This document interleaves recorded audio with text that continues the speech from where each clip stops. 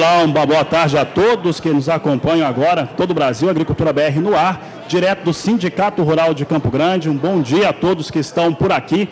Nesse momento acontece o Encontro de Tecnologia, tradicional evento promovido pelo Sindicato Rural, dentro da agenda da Expo Grande. Muita coisa já aconteceu por aqui e nós vamos agora convidar, dentro da nossa programação no Canal do Boi, com transmissão aqui pela emissora, também pela TV Imaculada Conceição e demais emissoras que repetem o nosso sinal. Eu vou convidar Luiz Antônio Naban Garcia para a participação dele aqui nesse 32º encontro aqui de tecnologias do Sindicato Rural. Senhor Naban, por favor, ele vai falar a respeito do amplo debate sobre as questões indígenas aqui e vai falar para esse público que está aqui conosco. Por favor, Naban, pode subir aqui. Recebemos aplausos. Prazer tê-lo aqui na programação do Canal do Boi. Pode ser aqui mesmo. Muito bom dia a todos.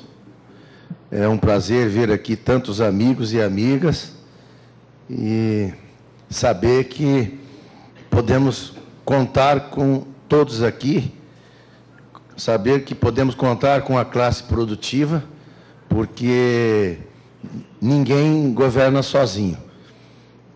A partir de 1º de janeiro, quando eu assumi fazer parte do governo, venho aprendendo isso no dia a dia. Ninguém governa sozinho.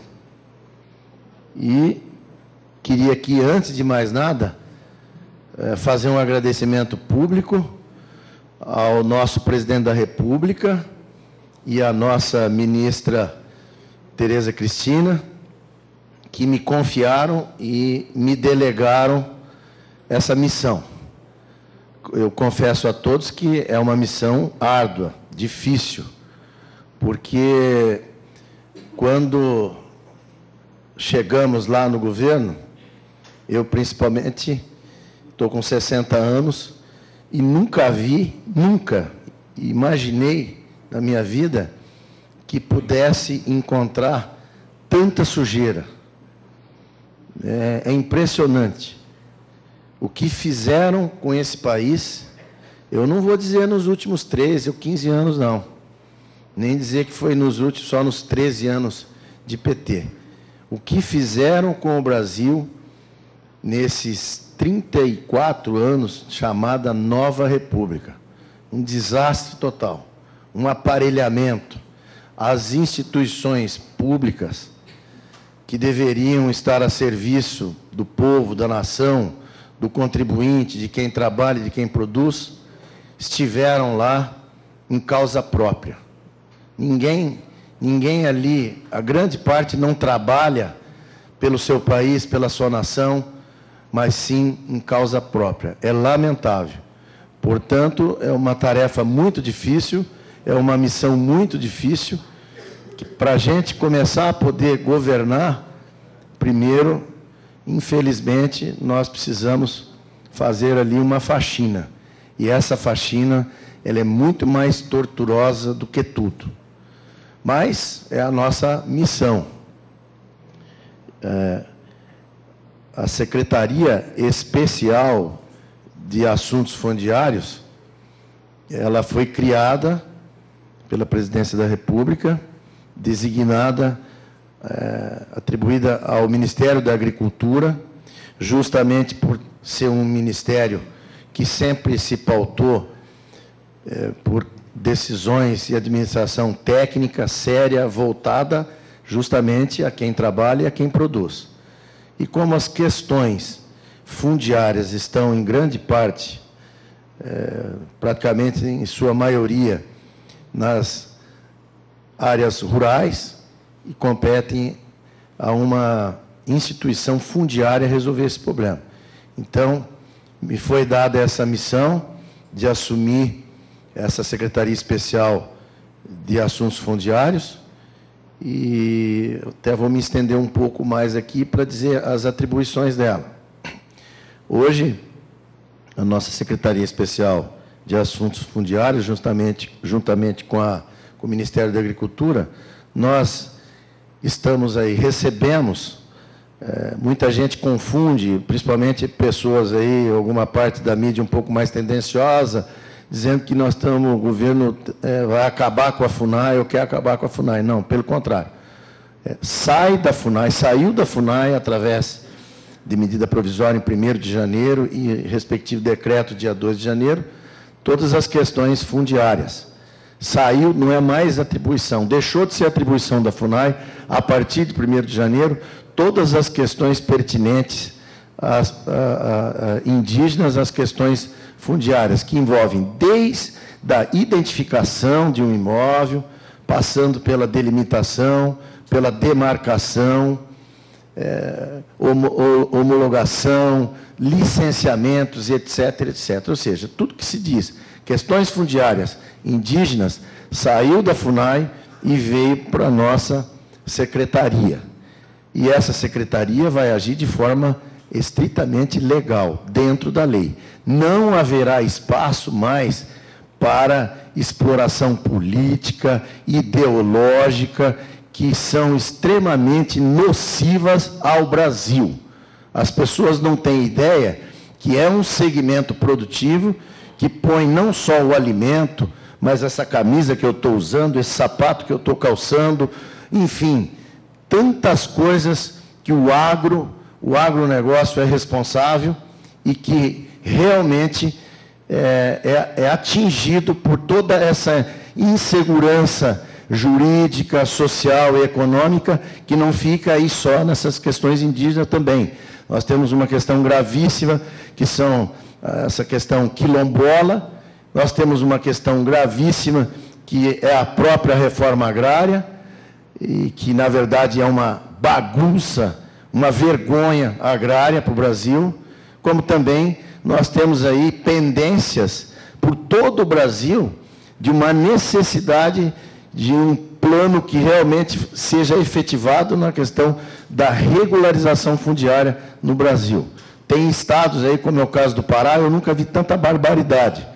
Grande parte das pessoas do Pará estão lá em cima estão lá 40, 50, 60 anos, mas em cima de uma posse frágil, enfim.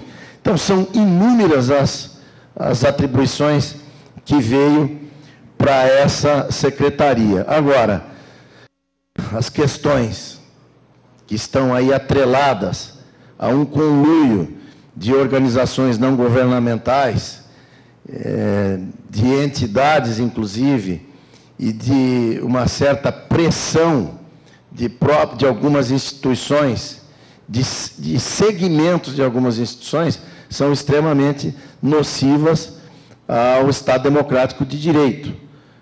Nenhum país que se diz democrático pode aceitar que o direito de propriedade seja desrespeitado e fragilizado, como infelizmente ocorre aqui no Brasil. Nós viemos aqui para o Mato Grosso do Sul, eu sou produtor aqui nesse estado, tenho raízes familiares, inclusive, aqui nesse estado. A minha mãe é sul-mato-grossense e a família nossa veio aqui no século retrasado, foi pioneira aqui no estado, então, e eu tenho um amor especial pelo estado do Mato Grosso do Sul, por essas razões, mas eu sou aqui um produtor, tenho muitos amigos que são proprietários e produtores, e é inconcebível, inaceitável que um único estado, com toda essa pujança, como é o caso do Mato Grosso do Sul, hoje tem um número de 144 propriedades invadidas. Inaceitável. Isso é uma vergonha.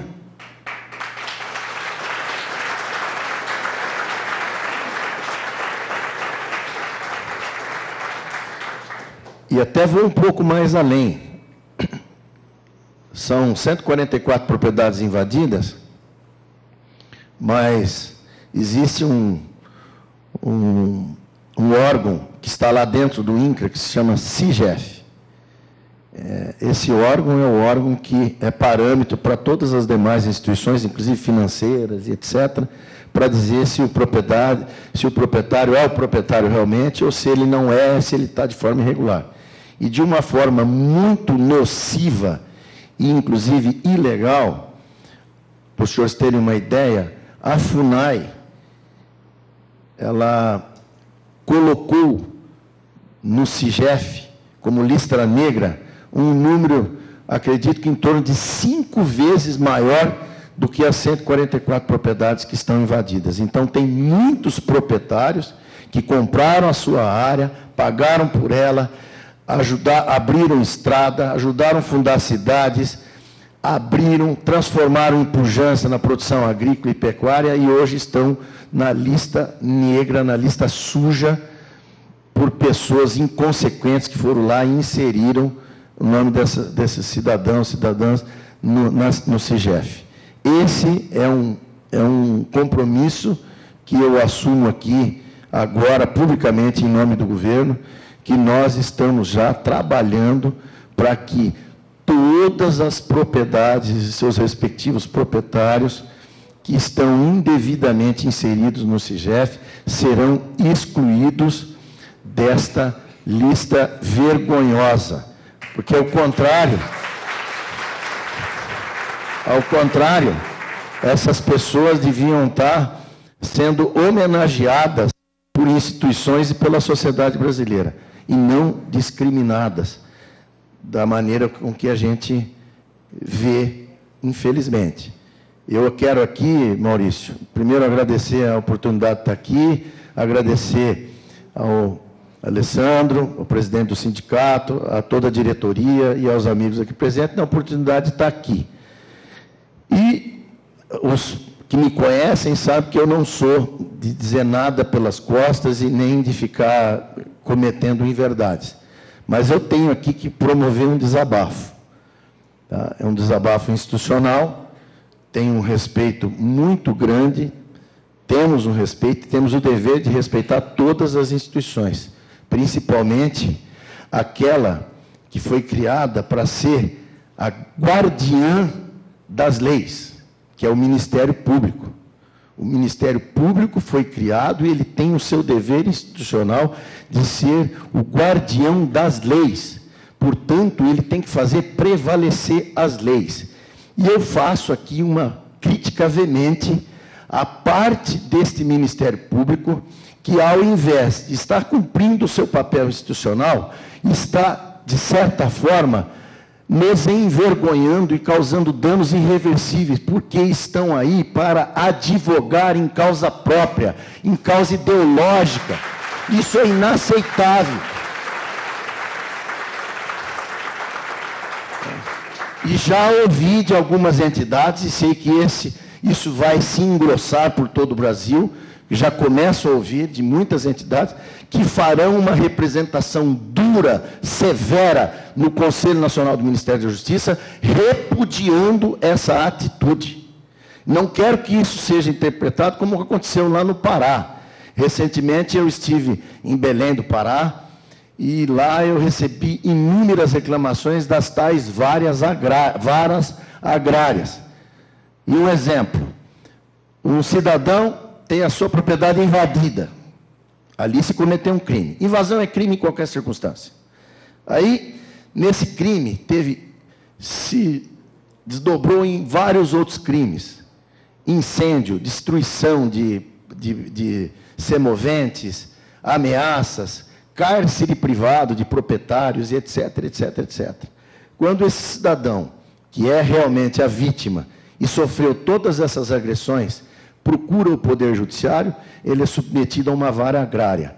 E essa vara agrária tem o desrespeito de, depois de 30 dias, em muitos casos, marcar uma audiência de conciliação entre o proprietário, que é a vítima, e o invasor, que é o criminoso. E eu fiz lá uma crítica, sim, dizendo que nenhuma toga pode ser convertida em ato de abuso de autoridade. E isso, para mim, é um flagrante abuso de autoridade. Imediatamente eu fui repreendido pela Associação dos Magistrados do Brasil. Maurício, eu cometi alguma arbitrariedade? Quem usa toga, ele tem a obrigação de fazer cumprir a lei, de julgar de acordo com a lei. E no Brasil, nós precisamos convocar todas as instituições e, fundamentalmente, o Congresso Nacional, para que deem o recado ao Poder Judiciário e ao Ministério Público. Julguem conforme a lei, esqueçam suas convicções ideológicas ou políticas e julguem conforme a lei determina.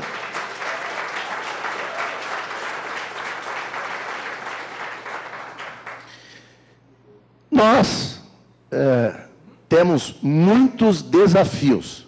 Talvez não, tenho convicção que muitos dos senhores aqui não conhecem o que acontece no Brasil, o que acontece com o que esses governos anteriores fizeram.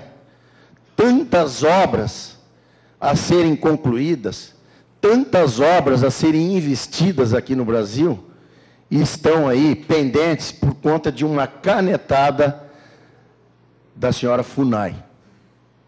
Obras que poderiam trazer grandeza. Vou dar um único exemplo. Um exemplo para os senhores terem uma noção do que acontece. Aliás, vou dar dois exemplos. O Brasil, o nosso segmento, o agronegócio, importa praticamente 90% do potássio. A um preço altíssimo. Potássio é importado, mas 90% é importado. Uma empresa multinacional, com altíssimo poder financeiro, inclusive, fez uma pesquisa no estado do Amazonas e localizou lá, a 130 quilômetros de Manaus, uma grande jazida, considerada uma das maiores do mundo em potássio. Fez um plano, comprou a propriedade, fez o seu registro do subsolo e deu início a esse projeto, e seria um investimento em torno de 3 bilhões de dólares. O Brasil não importaria mais 1 grama de potássio e ainda seria capaz de exportar muito potássio.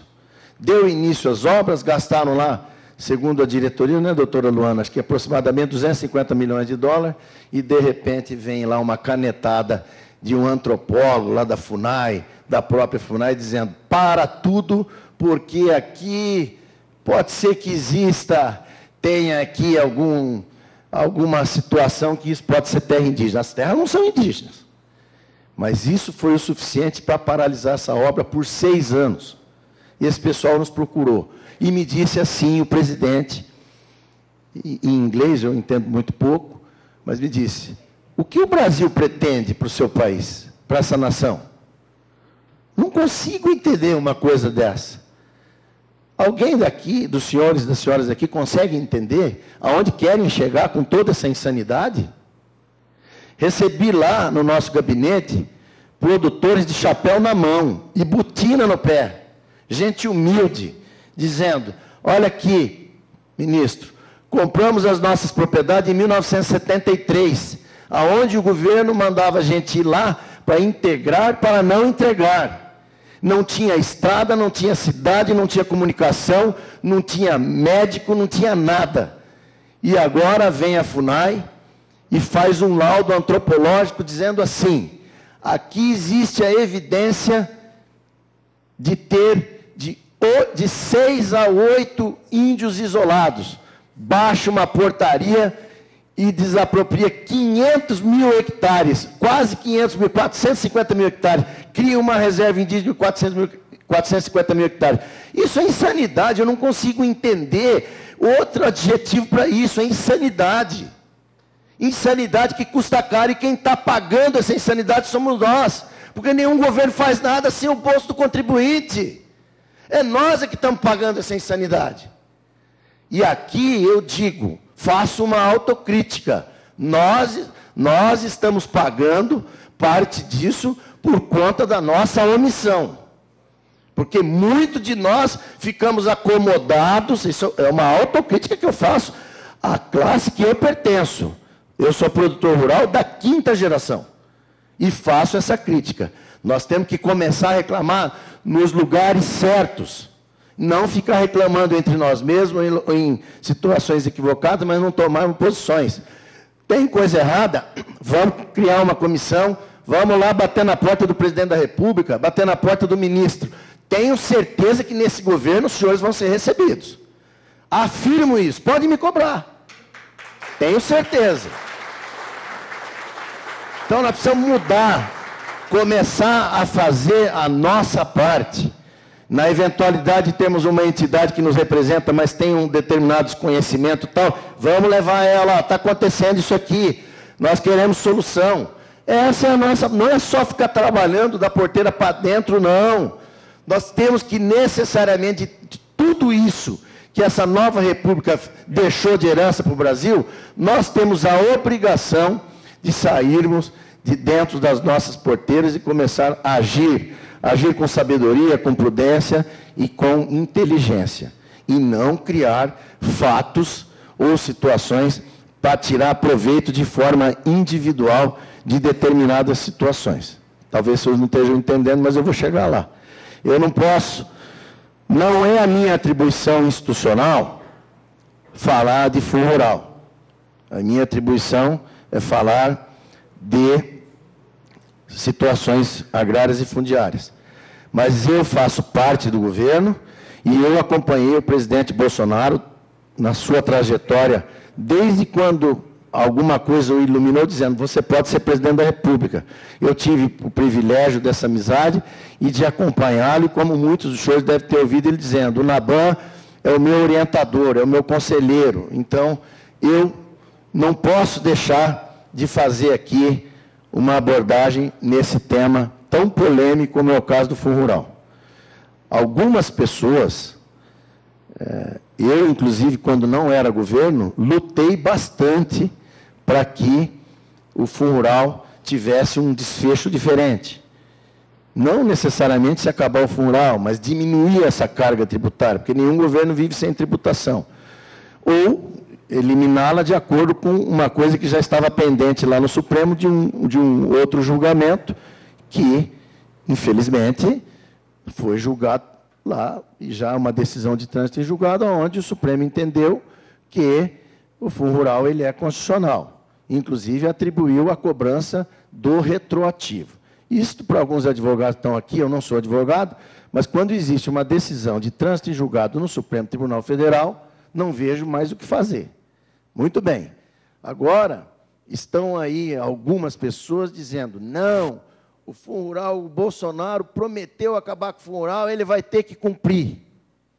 Nenhum presidente da República, para quem não sabe, pode tomar qualquer decisão sem ouvir os seus advogados, ou seja, a Advocacia Geral da União. E a Advocacia Geral da União disse, presidente, se o senhor prorrogar o Fundo Rural, o senhor está cometendo uma irresponsabilidade fiscal. O senhor pode ser processado por irresponsabilidade fiscal e o senhor, a pedalada fiscal, e isso insere até mesmo no próprio impeachment do presidente da República. Então, eu fiz essa pergunta a algumas pessoas que me indagaram. O que vocês querem? Nesses 5 anos, nós praticamente já ganhamos a metade. Foram 6 prorrogações que o governo Temer fez.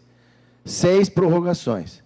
A última, ele não fez. Estava pronta, eu vi, testemunhei, o ministro Padilha mostrou, está pronto para sair a prorrogação antes de 31 de maio, prorrogando. Tal. A própria AGU falou, não faça isso, porque nessa situação de agora vai ser muito complicado, vai sofrer várias responsabilidades. Então, o governo Temer não prorrogou mais. Aí, ficou os 30 dias de recesso do Congresso, não podia editar essa medida provisória, vamos aguardar para ver o que o presidente Bolsonaro pode ser feito. Eu sou testemunha, muitas reuniões feitas com a AGU para tentar encontrar um canal. Continuamos tentando ver se a gente encontra um canal para que nem o presidente consiga, pelo menos, dar mais um fôlego, mas não é fácil. Já tem uma decisão de ontem, pública, da própria AGU. Isso é ilegal, vai se atribuir a responsabilidade fiscal ao presidente da República. Então, eu queria esclarecer aqui a todos que, se fosse depender do presidente da República, o senhor pode ter certeza que não haveria esse retroativo do Fundo Rural. Mas, infelizmente, é um risco que cabe aos senhores analisar.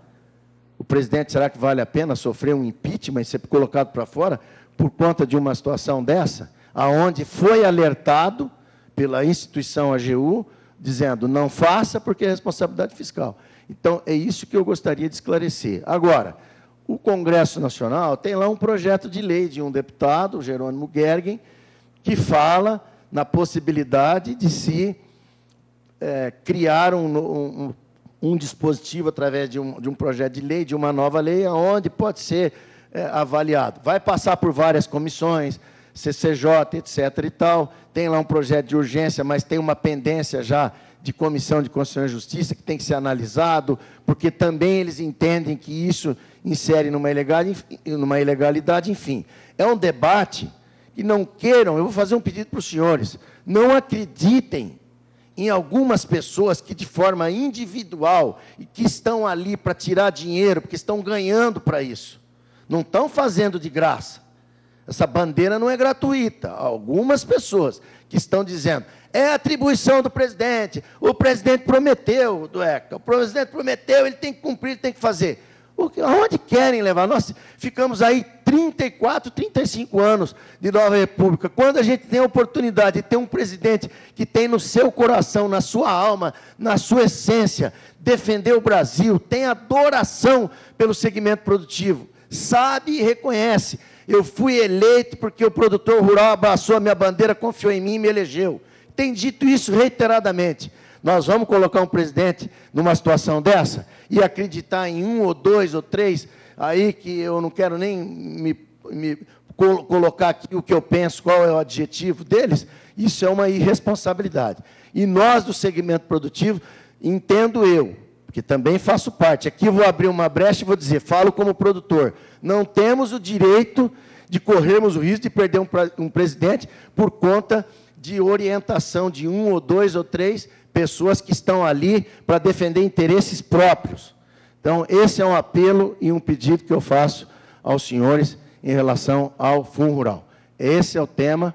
Se alguém dos senhores quiserem mais algum questionamento, não sei se é o protocolo da casa, se pode ser feito, mas eu acho que aqui é um encontro de amigos.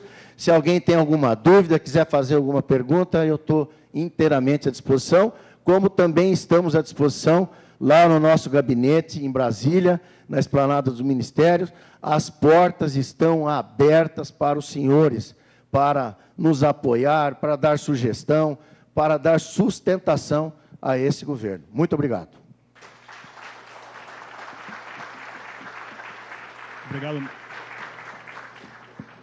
Obrigado, Naban Garcia. Nós estamos aqui pela orientação do Sindicato Rural. A participação vai acontecer pela página do Facebook. Acho que o pessoal já está mandando perguntas por aqui também.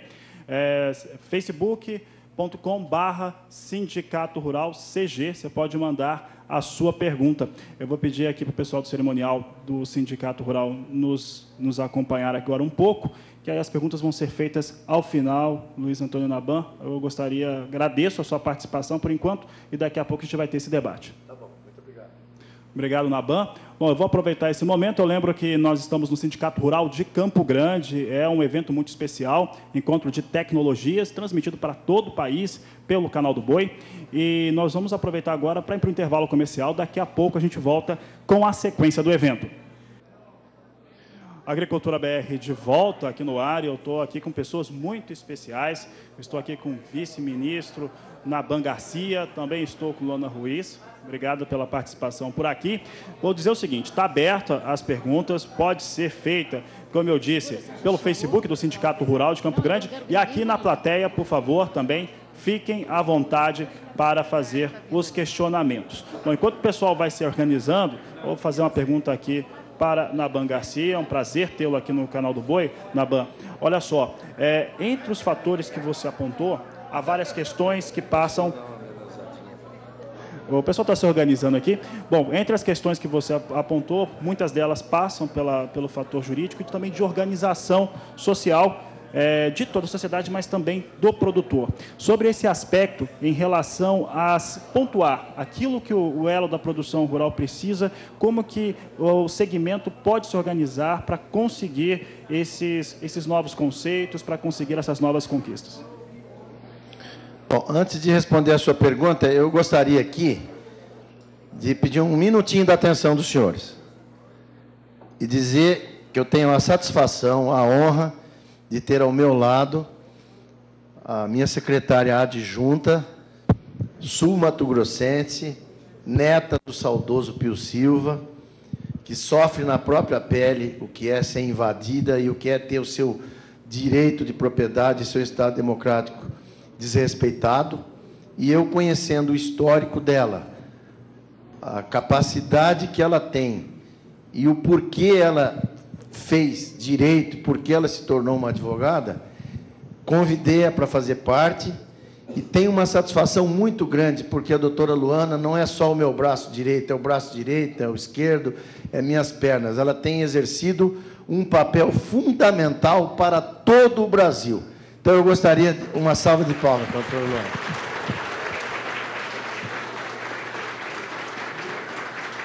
É uma fera, conhece tudo e mais um pouco.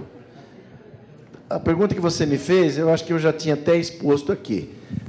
O que nós precisamos é de uma palavra que se chama união. Essa é a nova conscientização. Quem sabe a velha guarda, às vezes, não conseguiu ter essa união total, mas quem sabe essa turma um pouco mais jovem, está mais aí impetuosa, consiga promover essa união que o setor precisa. Não tem espaço para nenhuma posição individual, não tem, a posição sempre tem que ser de coletividade, de união e, acima de tudo, de fraternidade. Porque não adianta lá, como às vezes a gente viu e muitas vezes, invade lá a fazenda da Luana, mas o sujeito está lá do outro lado e fala, o problema é com ela, não é comigo. Isso precisa acabar. Ah, tem 144 fazendas invadidas, então o problema é deles, não é meu. Isso precisa acabar. Isso nós temos que ser igual marimbondo. Quando mexe com um, mexeu com a caixa inteira.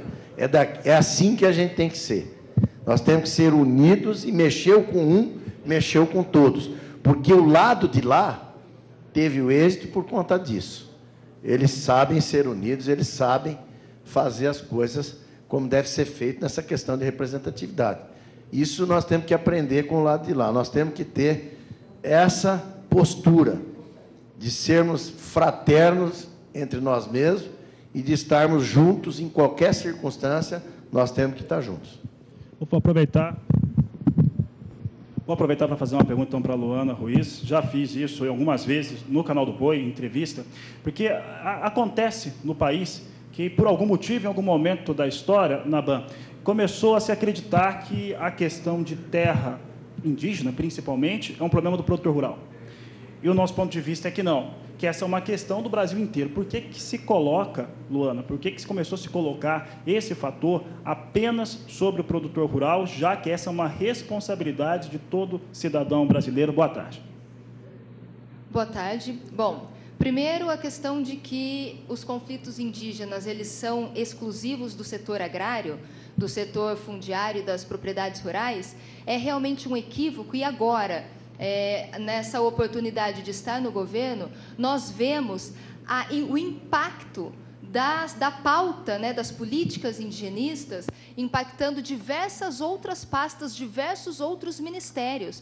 É a questão dos empreendimentos, da segurança jurídica, o Ministério do Meio Ambiente, o GSI, Segovia. Eu coloquei aqui para os senhores o impacto na base de Alcântara, não questão indígena, mas quilombola, que também tem esse mesmo entendimento de que seria um problema do agro.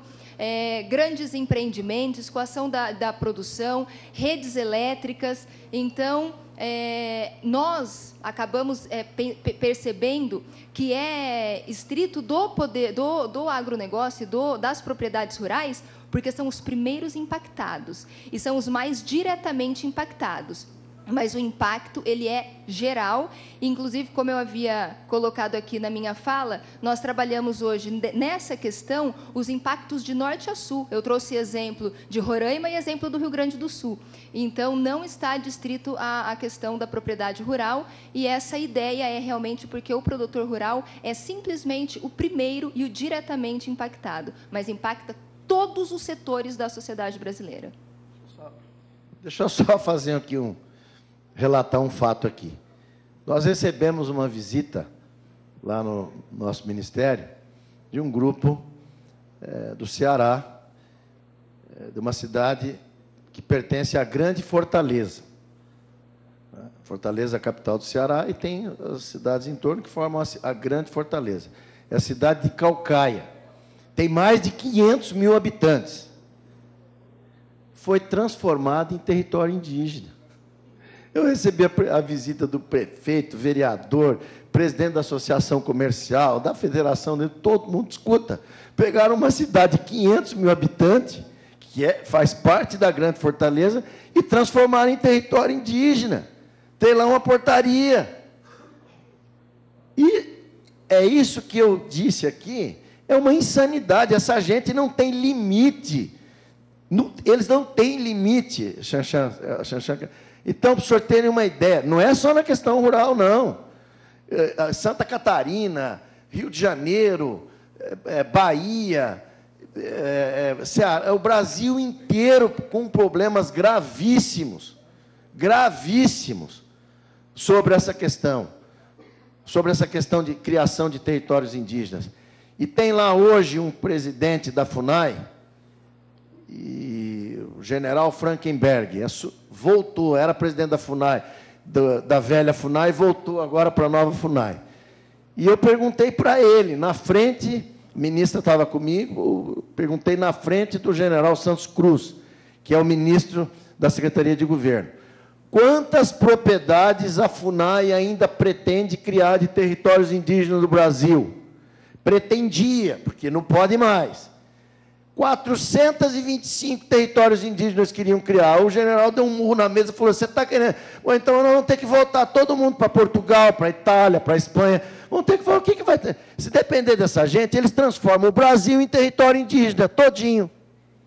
Então, é uma insanidade. Esse pessoal que esteve à frente desses governos anteriores são, efetivamente, têm atitudes que são insanas e que nós não podemos aceitar.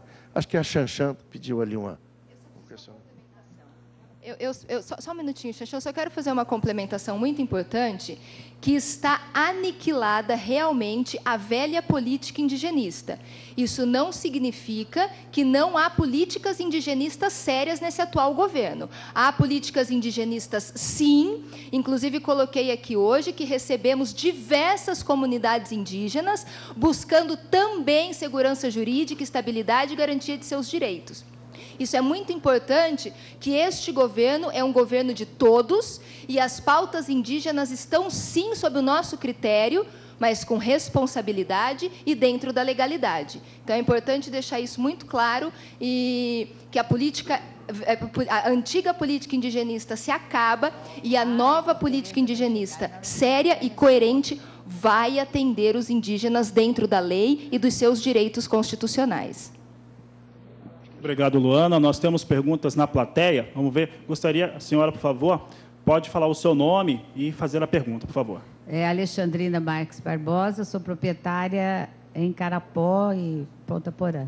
É o seguinte, no nosso estado, além das 140 propriedades invadidas, que acho que muitas já estão no processo judicializado, nós temos muitas propriedades em estudo pela FUNAI e muitas propriedades em portaria, que não são judicializadas. A minha pergunta é que a aflição de muitos que estão aqui é que como nós ainda estamos na parte administrativa, não estamos envolvidos com o judiciário, se existe de vocês já um estudo, uma maneira de tentar resolver para a gente essa questão. Obrigada.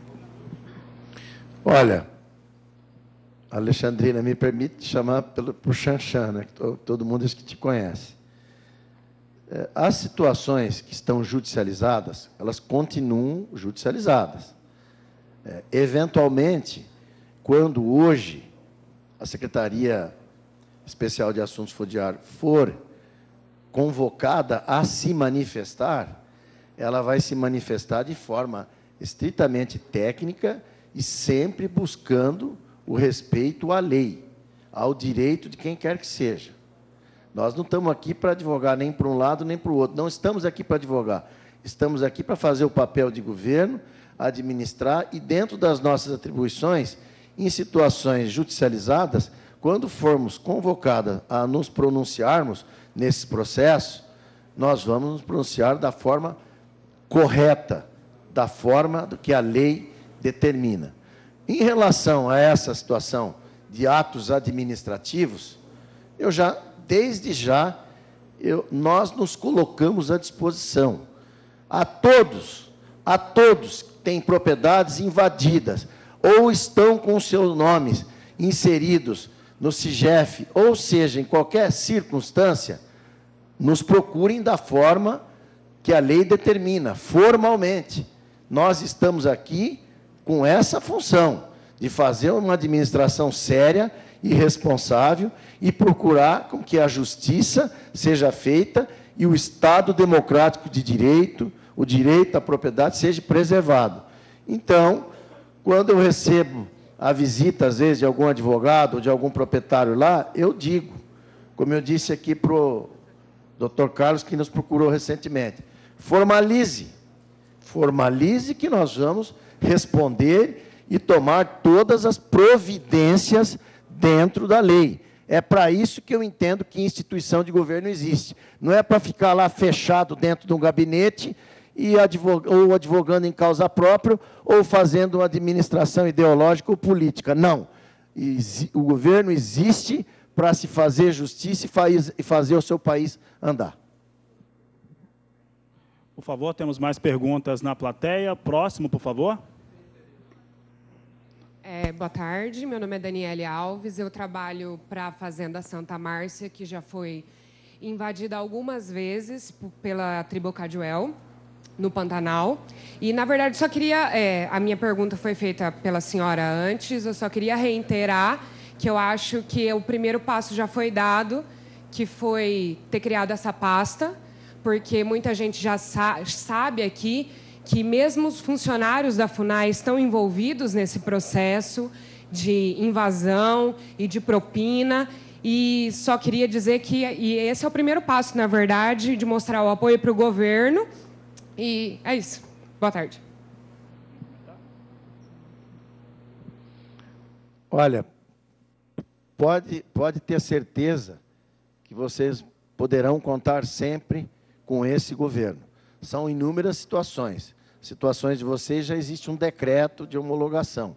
Mas tudo que puder ser feito dentro da lei será feito. Cabe a vocês nos provocarem e tudo que puder ser feito, tenham certeza. Reitero, será feito. Obrigado. Tem mais perguntas. Aqui na frente também tem pergunta. Por favor, ali o microfone. Depois acho que é o senhor aqui. Exato. Por favor. Obrigado. Eu tenho imensa satisfação de cumprimentar a Luana e, por consequência, nosso secretário nacional na BAN, por extensão, Tereza Cristina e, por último, o nosso Jair Bolsonaro, presidente da República. Realmente foi calcado no agro, foi calcado na sociedade brasileira que nós chegamos na presidência da República. E ao elencar os problemas macroeconômicos e os problemas domésticos, os verde e amarelo, não podemos exportar o problema da questão fundiária indígena. Os índios são brasileiros, assim como todos nós. E nós somos brasileiros, assim como todos eles. Então, nós precisamos de um equilíbrio de direitos e deveres, de onde começa um, termina do outro, e assim nós teremos uma sociedade civil organizada. Mas parabéns pela criação da pasta. Parabéns por expulgar desse entrever as mãos do exterior, as mãos invisíveis, escusas que estavam atrapalhando a gente depurar os problemas do nosso Brasil. Então, parabéns pelas ONGs, parabéns por estarem fora, por vocês terem depurado uma política nacional, doméstica, verde e amarelo, para a questão dos indígenas e dos conflitos fundiários. Eu acho que as leis, e reitero, foi dito aqui, só estou reiterando, que decretos, portarias, instruções normativas mascaram, interpretam da forma que querem. E ao expurgar o viés ideológico, você coloca no trilho realmente e depura o que diz a lei. E para que seja dito a lei, é preciso um Congresso atuante. E que os homens de toga do Judiciário realmente têm que obedecer. O Brasil, se Luana disse hoje de manhã, sem os três poderes conjuntos não temos solução, é preciso do Legislativo e do Judiciário, eu estou muito preocupado, porque a legislação, se está aí, está clara, mas ela pode ser desviada por instruções, por decretos, por portarias. É preciso que a gente siga, nesse cenário, uma atuante e uma atenta e vigilante ação dessa secretaria pautada pelo agro. E aí eu quero dizer, no Judiciário, tirado da lista negra, todos os que ainda não estão, trânsito e julgado, aqueles proprietários e as propriedades que estão judicializadas, tem umas que já se vão por 2 décadas, para citar alguns exemplos, 2 décadas no Judiciário. Então, eu queria perguntar ao secretário nacional, com todo o respeito e carinho que eu tenho pelo amigo da BAN e pela minha sobrinha, qual é o cenário que nós podemos vislumbrar para aquelas propriedades que, como Miguel Derzi e eu e tantos como Líbero Monteiro, poderemos ter nessa gestão de Jair Bolsonaro de frente a essa secretaria de Tereza Cristina e vossa. Naban, é com você a palavra. Dácio, a sua pergunta, e respondo a todos, não só ao Derzi, a todos que estão vivendo essa situação. O governo, ele tem as suas limitações, ou seja, ele não pode mudar o rumo de uma decisão de um judicial. Ele pode induzir, ele pode, desde que o juiz cumpra a lei, ele pode, sim, quando provocado, se manifestar. O que acontecia em outras situações? Quando a instituição do governo, que tratava dessa parte fundiária dos índios, que era a FUNAI, era provocada, ela sempre se colocava explicitamente advogando em causa própria. Então, ela tem uma posição, tem que tirar do branco para dar para o índio. Estou dizendo branco que é um pejorativo, tem que tirar desse proprietário aí e dar para o índio, acabou, ponto final. Então, tudo que quando ela era provocada, nos autos, ela se manifestava dessa forma. Daqui para frente, nas questões judicializadas, quando nós formos provocados a nos manifestar nos autos, tenha certeza que nós nos manifestaremos da forma mais correta e justa possível. Não será diferente. Nas questões onde já existem decretos homologados, tá? Decretos homologados e com situação, às vezes, de trânsito em julgado, inclusive. Alguém, não concordo, procura a justiça, e a justiça julgou, terminou, não tem mais o que fazer. É uma situação um pouco mais delicada. Eu não vou dizer aqui, não sou advogado, que não tenha saída para tudo. Tudo pode ser que tenha uma saída. Aonde houver saída dentro da lei e nós formos provocados, nós faremos o possível para que algumas situações, até possivelmente dentro da lei, sejam revertidas. Essa secretaria, essa pasta existe, o órgão executor, a partir de agora, é o INCRA. Tudo que se refere a questões fundiárias indígenas, quilombolas, reforma agrária, legalização fundiária, regularização fundiária, tudo está, o órgão executor é o INCRA. Está sob a tutela do Ministério da Agricultura, da Secretaria Especial, mas o órgão executor é o INCRA.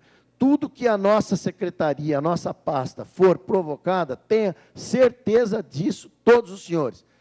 A resposta será sempre dentro da lei, no intuito de se fazer justiça ou restabelecer justiça. Olha, eu quero... Por favor. Eu preciso complementar. Nessa questão específica dos atos do Poder Executivo, atos normativos, a garrotada está engordando. Só para concluir. Tá bom. Olha, eu agradeço pelas perguntas. Nós vamos dar sequência ao evento. Naban Garcia, obrigado pela participação. Luana Ruiz, obrigado pela participação. Nós vamos dar sequência. Nós já temos aqui presente conosco a ministra da Agricultura, Tereza Cristina Correia da Costa. Vou convidá-la. Obrigado, Naban. Vou convidá-la e as demais autoridades para estarem aqui conosco. Tereza Cristina vai falar sobre as perspectivas para o próximo quadriênio. Por favor, ministra.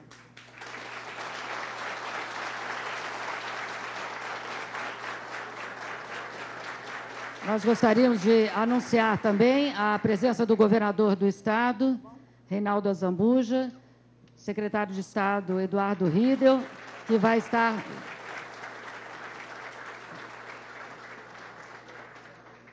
Bom, então vamos dando sequência. Você está acompanhando a Agricultura BR no canal do Boi e agora com a participação da ministra Tereza Cristina. Obrigado, ministra.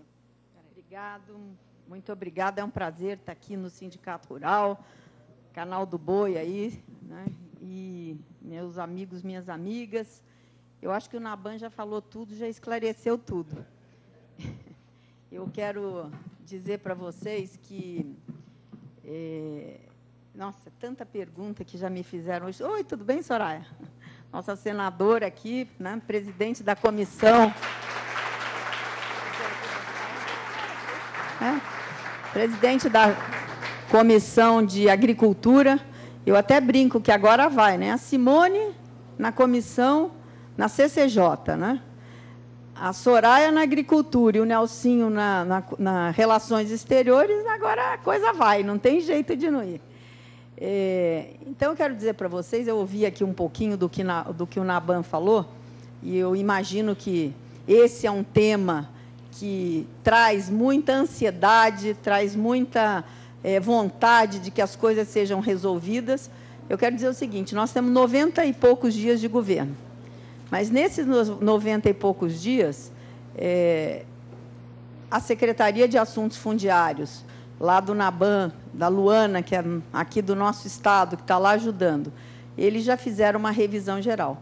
Mas não tem como a gente andar na velocidade da ansiedade que todo mundo que tem esse problema tem. Por quê? Nós temos leis que devem ser seguidas, nós temos portarias que eles estão lá fazendo um levantamento de todo esse arcabouço para ver o que pode ser revogado, né? Instruções normativas, enfim. Eu quero só que vocês tenham absoluta confiança que o governo do presidente Jair Bolsonaro é um governo que pensa no produtor rural, que quer destravar toda a burocracia, toda a ideologia que foi colocada contra o setor produtivo brasileiro. Aqui no nosso estado, eu conheço a ansiedade de cada um dos senhores, eu olhando aqui na plateia, eu sei mais ou menos o problema de cada um, porque participei muitas das vezes com os senhores de madrugada, de noite, domingo, né, do que aconteceu, das injustiças que foram feitas aí no passado. Hoje nós temos a oportunidade de corrigir isso, mas com muita calma, sem pôr a perder os resultados por causa da nossa foitice, né, da nossa vontade de fazer acontecer. Nós temos que ter, gente, percepção política, saber a hora de avançar e saber a hora de parar e a hora de, às vezes, até recuar para depois avançar. Se nós não tivermos isso, nós podemos pôr a perder tudo que tem de boa vontade, tudo que tem de propostas sendo feitas pelo presidente Jair Bolsonaro para que a gente avance em várias questões, e não são só as indígenas, não. Nós temos outras questões muito preocupantes, questões que deixam o Brasil no atraso, que deixam o Brasil, fazem o custo Brasil em muitas das nossas atividades, né, e que cada dia a gente deixa de ser competitivo. Eu vou dar um exemplo para vocês. No próprio Ministério da Agricultura, se a gente não resolver várias portarias antigas, instruções normativas que, às vezes, são de 1940 e que, às vezes, são puxadas lá para atrapalhar alguém. Isso chama-se corporativismo, mas isso nós vamos ter que, talvez, desconstruir, mas no diálogo, né? Não adianta achar que nós vamos resolver isso só no grito. Então, eu quero dizer para vocês que, no Ministério da Agricultura, nós temos um time, né, afinado. Nós estamos aqui com o Naban, que é o vice-ministro de assuntos de uma secretaria especial, né? Nós temos aqui, está aqui o Luiz Cláudio comigo, que é da Secretaria de Inovação, é diretor dessa secretaria. A responsabilidade é nossa de fazer dar certo. O presidente Bolsonaro deu liberdade a todos os seus ministros para fazer as escolhas técnicas para os seus ministérios. Então, nós temos que fazer dar certo, né? E eu conto com a ajuda de vocês. Às vezes, eu vou pedir um pouquinho de paciência. Tem um amigo meu que eu estou vendo aqui, e agora, está na hora, Tereza? Calma, mais um pouquinho. Mas está chegando a hora. Eu quero dizer para vocês que está chegando a hora. Está chegando a hora, sim. E, se Deus quiser, e Ele quer, e nós vamos trabalhar para isso, para que o agronegócio brasileiro continue sendo o motor da nossa economia, que seja um segmento que nós tenhamos segurança jurídica para poder caminhar, para poder abrir novos mercados, para continuar produzindo, né, para que os nossos custos de produção diminuam. Hoje, cada vez mais, o produtor rural está com as margens mais apertadas, e muito disso algumas coisas que atrapalham. Vou dar um exemplo aqui. Tabela de frete, né? Quem é agricultor sabe o que a tabela de frete está impactando nos custos de produção dos grãos, principalmente no nosso país. Então, isso também é uma coisa que nós estamos discutindo, mas nós precisamos mudar na legislação. Infelizmente, nós votamos lá atrás, né? Nós estamos numa situação complicada do Brasil, daquele momento, e nós tivemos que votar. E hoje nós precisamos retroceder. E é isso que vem sendo feito e será feito pelo presidente Jair Bolsonaro. Agora, eu só quero dar um último recado aqui para vocês. Dizer para vocês o seguinte: nós nunca, talvez, tivemos um presidente tão parceiro da classe produtora. Tão parceiro. Nós precisamos do apoio de vocês, porque medidas indigestas têm que ser tomadas, né? Agora nós temos a reforma da Previdência. A reforma da Previdência tem que passar. É um caminho sem volta, gente. Não tem. Ou passa a reforma, ou o Brasil não tem futuro. Nós estamos com um paredão na frente. Ou nós vamos bater nele, e não sei o que vai acontecer, né? Vai sobrar todo mundo em frangalhos, ou nós vamos romper esse paredão e nós vamos ter um Brasil diferente. E, às vezes, a gente tem que olhar o todo, e não só o nosso umbigo, o nosso pedacinho, que, às vezes, isso impede da gente ver a árvore e não ver a floresta. E hoje o Brasil está precisando ver a floresta. E eu tenho certeza que o setor produtivo vai dar o apoio que o presidente Jair Bolsonaro precisa, que os nossos senadores e deputados precisam para aprovar uma medida tão difícil como essa, porque mexe com gente dentro da casa da gente, mas é preciso fazer. E só finalizando aqui, o ministro Paulo Guedes, que é um homem muito preparado, né, e que, às vezes, as pessoas teimam em dizer que briga com o Ministério da Agricultura. Não existe isso. Todos nós estamos afinados nesse time. É um time que tem um maestro. É claro que um desafina, a corda arrebenta, mas depois tudo volta para o lugar. Isso faz parte da democracia e dos interesses de cada setor. O que nós precisamos é firmeza para defender as posições. E eu tenho tentado fazer isso lá na agricultura. Firmeza nas nossas posições. O que não é possível para o setor, vamos resolver com uma transição, devagar, e isso a gente tem avançado e caminhado muito para frente. Então, muito obrigado aí por vocês estarem aqui. Obrigado, Alessandro, a casa cheia, né? Todo mundo interessado, mas é muito importante o apoio dos senhores ao presidente Jair Bolsonaro e um pouco de calma, porque ninguém tem a caneta sozinho. O presidente quer fazer, mas nem sempre ele pode fazer aquilo que é da sua vontade. Muito obrigada. Ministra, por favor, permaneça no palco. Eu gostaria de convidar o governador Reinaldo Azambuja, Alessandro como anfitrião aqui, e o deputado Felipe Orro como uma homenagem, tá, da Assembleia Legislativa, que fará a entrega do troféu Celina Jalade. Então, por favor, deputado, fale a respeito desse troféu e depois vamos encerrar com a fala do nosso governador. Deputado. Deputado.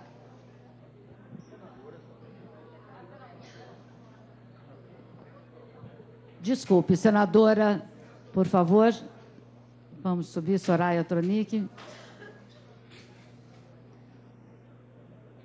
Famassu, por favor.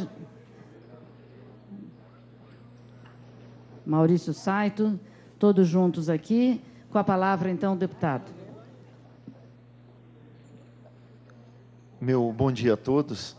a nossa ministra Tereza Cristina, com satisfação que nós prestamos essa homenagem, que é a maior homenagem da Assembleia Legislativa de Mato Grosso do Sul às mulheres do Mato Grosso do Sul, que todos os anos são prestadas. No dia, a ministra não pôde estar em Campo Grande e nós pedimos ao Alessandro, presidente do Sindicato Rural, para fazer esse momento aqui. Cumprimentando o nosso governador Reinaldo, cumprimentando a senadora Soraya, e, em nome de toda a população de Mato Grosso do Sul, da Assembleia Legislativa, entregamos essa medalha de homenagem a Vossa Excelência, ministra. Parabéns.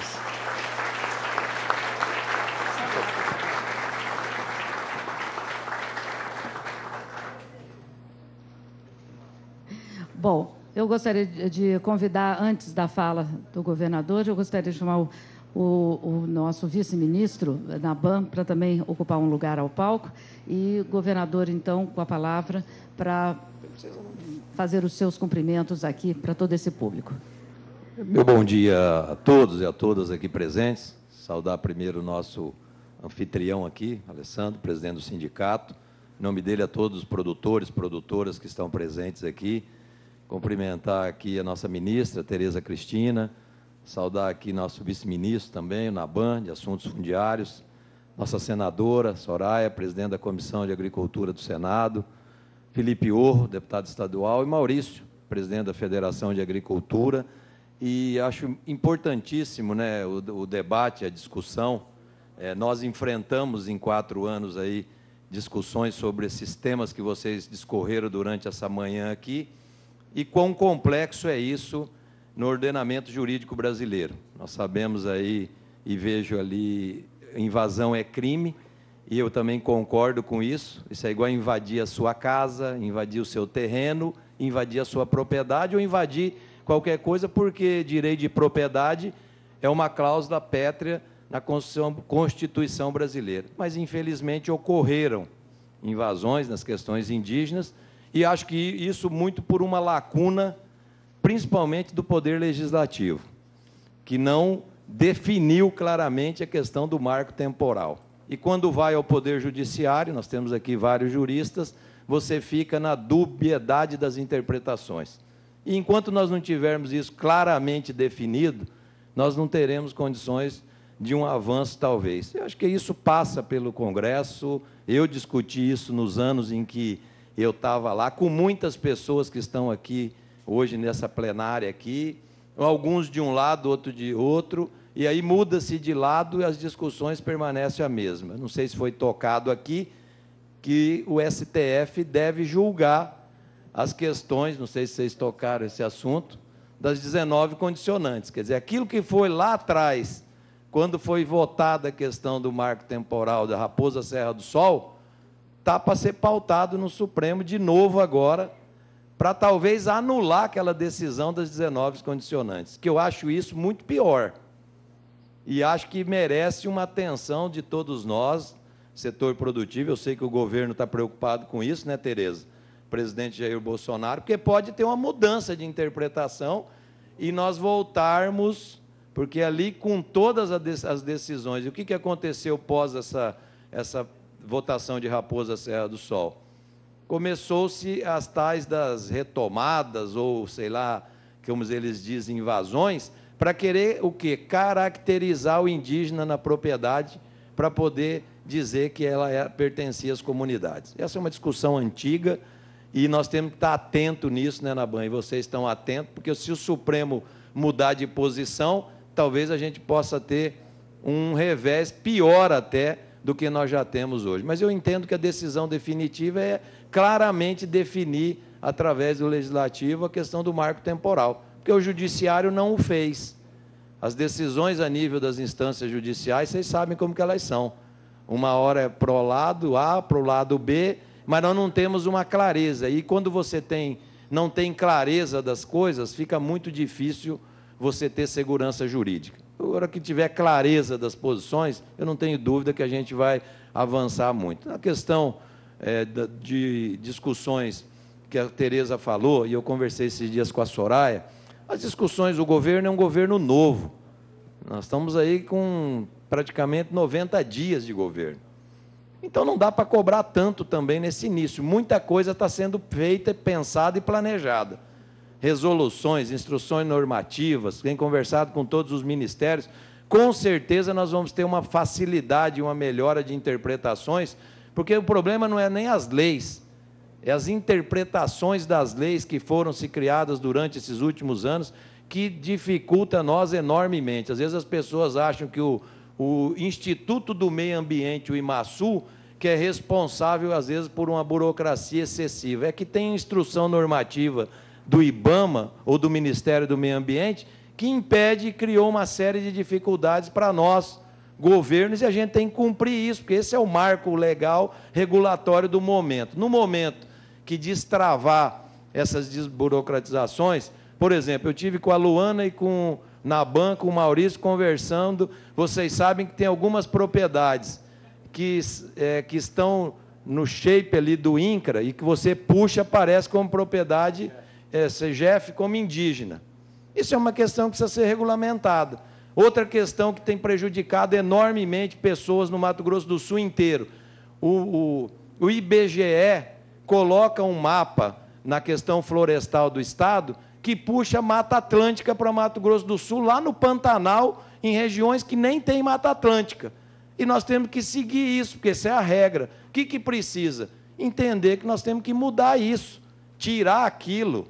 Porque hoje tem pessoas que estão sendo impedidas de fazer supressão vegetal na sua propriedade, porque quando você puxa lá no mapa, aparece ali, e o IMASU fica impedido de licenciar, porque Mata Atlântica está impossibilitada de você fazer supressão vegetal. Então, são essas questões que a gente precisa melhorar, desburocratizar, facilitar.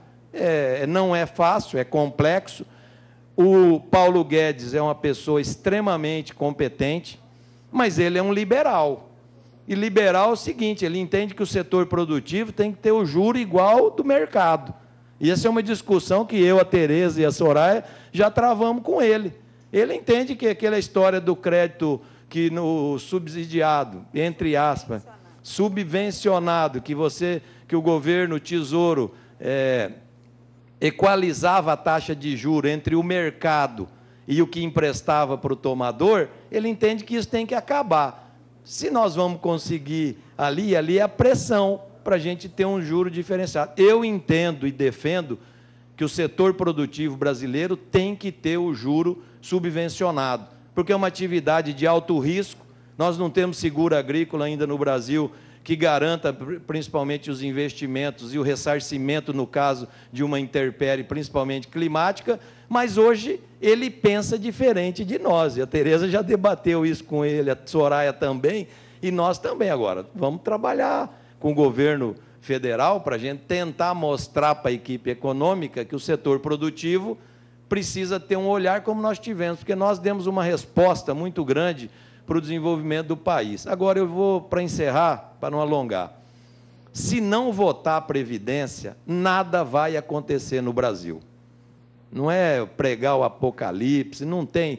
Os estados, praticamente, os que já não estão na falência, que são 21, só tem 6 hoje que ainda estão conseguindo pagar a folha em dia e se salvar, vai todo mundo para o buraco. A União não precisa dizer que o déficit desse ano é 139 bi, sendo que 700 bilhões é o desequilíbrio da Previdência.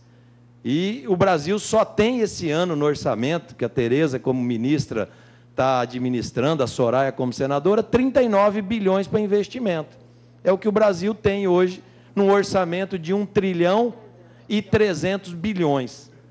No orçamento de 1 bilhão e 300 bi, tem 39 bilhões para investir no Brasil, nesse ano. Isso é nada. Isso é praticamente zero. Como que melhora essa equação?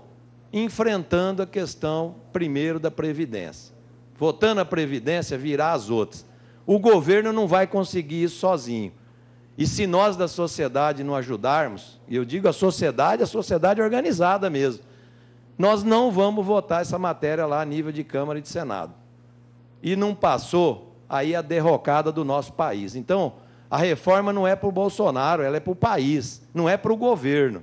Eu vou falar para vocês, porque Eu tive coragem aqui de enfrentar, em 2017, a questão da Previdência aqui no Mato Grosso do Sul, enfrentando os sindicatos, o corporativismo que existe, a gente respeita, só que não é justo a sociedade brasileira pagar por uma minoria de 1 milhão, praticamente, de servidores públicos federais, uma conta desse tamanho que está sendo rateada com todo o povo brasileiro.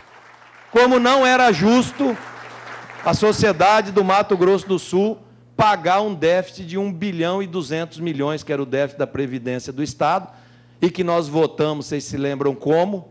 Com tropa de choque dentro do plenário da Assembleia Legislativa. Poucas pessoas da sociedade foram lá, não é defender o governo, não, é defender o interesse de vocês, porque entende que isso, o governo que tem que se virar com isso, e não é. Se não tiver uma mobilização da sociedade, nas bancadas, nos deputados, nos senadores, para entender que se não votar a Previdência, o Brasil vai para o abismo. E aí não tem solução para ninguém. Não adianta chorar que não tem infraestrutura, não adianta dizer que não tem investimento, que a saúde pública está ruim, que a segurança não avança, que a segurança pública está mal, porque não tem de onde tirar. E milagre em administração pública não existe. Ou nós entendemos que agora é o momento que a gente tem que votar isso, porque lá no governo anterior quase votou. Infelizmente teve aqueles problemas. E ela vai destravar os outros problemas. Destravando a Previdência, o restante vai acontecendo. Vai vir reforma tributária, precisa desburocratizar a questão tributária brasileira, precisa liberar os estados desse arcabouço, e a sociedade tem que entender isso, a questão da estabilidade do setor público. Eu defendo isso com muita clareza, porque isso é um absurdo que foi criado no Brasil. Só que, às vezes, a sociedade empurra para os governos. Não, isso é problema do governo. Então, resolva lá. O governo sozinho não vai dar conta de resolver. Porque é um absurdo a estabilidade no emprego. Tudo bem você ter estabilidade, mas com compromisso e com produtividade. Como que você tem estabilidade sem compromisso com a produtividade e com o bom serviço público? O que aconteceu no Brasil inteiro? O gasto com o pessoal dos governos virou um mastodonte e a qualidade do serviço público é uma porcaria que é entregue para a população, não é verdade? E quem que paga essa conta? Quem que paga essa conta? Somos nós. Isso é questão da Constituição brasileira. Não vai, se não mudar isso, é outra coisa que precisa ser pensada por todos nós. Lá atrás foi criado. Tudo bem, lá atrás foi criado, mas precisa mudar, porque ninguém aguenta mais isso. Você imagina você ter numa empresa sua, na sua atividade, lá da sua propriedade, uma pessoa que você não pode mandar embora. Que ele senta na cadeira ali depois de um concurso público, independente dele produzir ou não, ele é dono daquela cadeira. E aí, como que fica? Como que você vai fazer que aquilo ali possa ter ganho, produtividade? Então, são essas questões que eu acho que vale muito numa reunião como essa, né, Alessandra, aqui na nossa casa, porque eu também sou produtor. Primeiro, nós temos que mobilizar na questão previdenciária brasileira. Quem tiver acesso com qualquer parlamentar, ou de situação, ou de oposição, que agora não é para situação ou para oposição, é para o Brasil. E não vai ser fácil votar isso ali. No Senado, eu até acho mais fácil, mas na Câmara vai ser complicado ter 308 votos para passar essa emenda constitucional. E todo mundo é amigo de alguém, de algum parlamentar. Eu tenho visto algum posicionamento de alguns parlamentares. Acho que no Mato Grosso do Sul nós temos tendência para uma ampla maioria favorável, mas precisa mobilização de vocês, precisa engajamento da sociedade, porque se nós não fizermos esse arrumado, esse desequilíbrio previdenciário brasileiro, não tem governo que vai dar conta de administrar e fazer os avanços que o nosso país precisa. Boa vontade, eu vejo no presidente Bolsonaro, e a Tereza falou uma coisa muito clara, nunca nós tivemos alguém tão alinhado com os nossos pensamentos. Agora, ele também não pode tudo.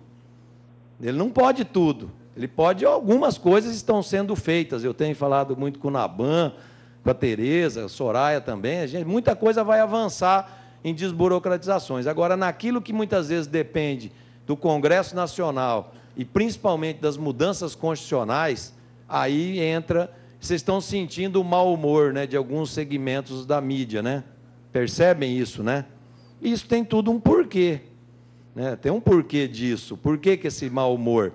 Então, nós precisamos, mais do que nunca, dar um voto de confiança, estar enganjado. Eu estou falando isso como governador, porque eu sinto nos 27 governadores, todo mundo está assim, nós estamos no mesmo barco. O governador do Sergipe, lá do Nordeste, já declarou, anunciou publicamente apoio à reforma da Previdência.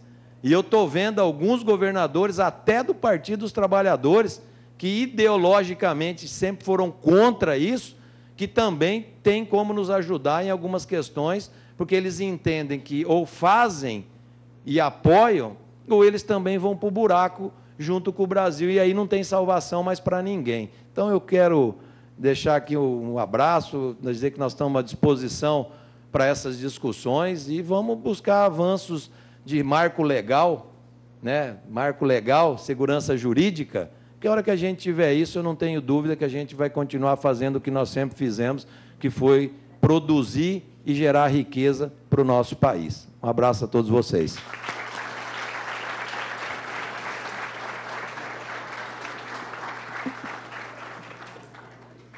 Obrigado, governador.